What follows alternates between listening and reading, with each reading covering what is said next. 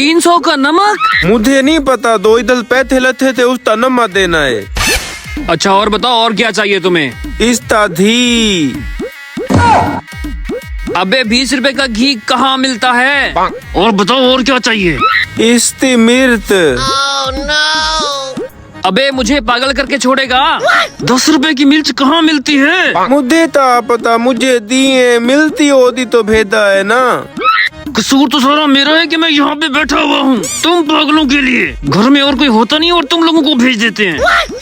और बताओ क्या चाहिए तुम्हें? इसकी पत्ती। 10 रुपए? अभी तुम्हें किस पागल ने कहा है कि आज के दौर में 10 रुपए की पत्ती होती है? मुझे भी पागल कर दिया तुमने। निकलो यहाँ से, किसी सियाने को मेरे पास भेजो।